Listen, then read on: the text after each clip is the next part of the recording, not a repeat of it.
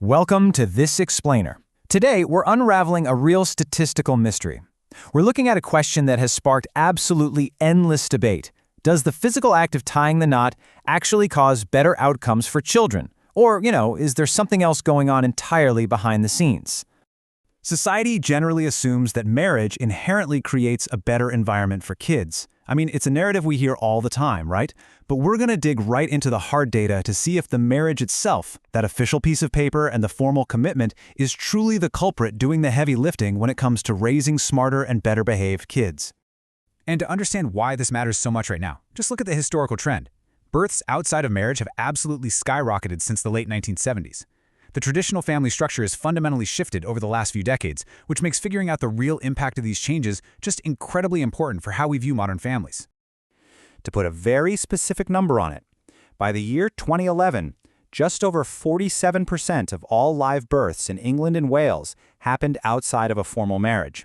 And the vast majority of those actually weren't to single parents, but to cohabiting couples. Parents who live together but just haven't officially tied the knot. Okay, so let's dive into the raw data, which initially, honestly, seems to totally confirm conventional wisdom.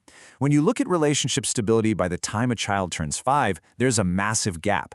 27% of couples who were merely cohabiting at the time of their child's birth have split up, compared to only 9% of married couples. At first glance, marriage looks like this magical shield for keeping relationships together. Plus, it's not just relationship stability. When researchers look at the raw data for the children themselves, they see what's often called the marriage advantage. Kids of married parents score about 10 to 20% of a standard deviation higher on early cognitive tests, which is a significant bump. And even more strikingly, they score roughly 30% higher in socio-emotional development. So, case closed, right? Marriage is just better?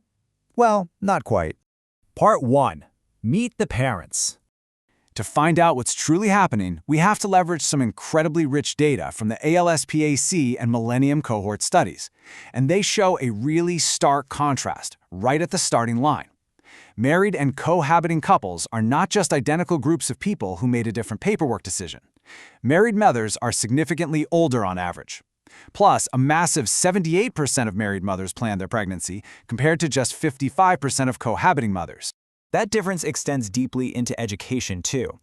Married mothers are roughly 50% more likely to hold a university degree than their cohabiting peers, so about 15.1% compared to 10.6%.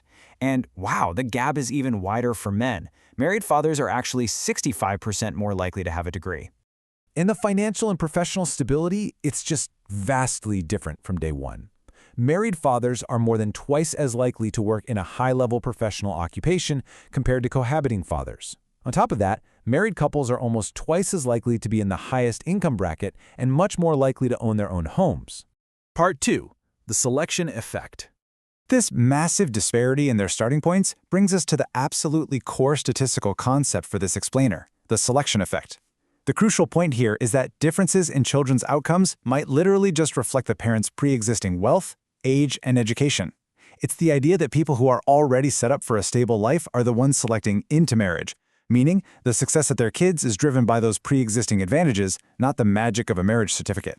As researchers at the Institute for Fiscal Studies point out, we have to mathematically separate the act of getting married from the head starts these parents already possessed. If we don't account for the fact that these couples were already totally different before their kids were even born, we accidentally give marriage all the credit for things like better education and income. Part 3. The incredible shrinking gap. So let's systematically peel back the layers of a family's life. Researchers essentially ran the child development data a second time, but now they leveled the playing field. Step 1, they controlled for the mother's own childhood background. Step 2, they controlled for parental education. And Step 3, they factored in income, occupation, and housing. They basically asked, okay, what if a married couple and a cohabiting couple had the exact same money, education, and background? The results are honestly staggering. Once those pre-existing advantages are accounted for, the cognitive development gap between kids of married and cohabiting parents shrinks to virtually zero. That raw 10 to 20% advantage we saw earlier, gone. It completely disappears when you actually account for the parents' education and background. And hey, it doesn't stop at cognitive tests either. The exact same unraveling happens with socio-emotional development. That raw deficit for kids of cohabiting parents, that huge 30% gap in behavior and emotional regulation, is completely explained by the mother's background, education, and work status. This confirms a really massive shift in how we understand family dynamics. It's the people, not the institution. Marriage itself is not the underlying cause of smarter or better behaved young kids. It's simply that the folks who tend to get married already possess the tools, like higher education and financial stability, that actually foster great child development. Part 4. The Teenage Wildcard. But just when this statistical mystery seems totally solved, the teenage years throw a fascinating wildcard right into the data.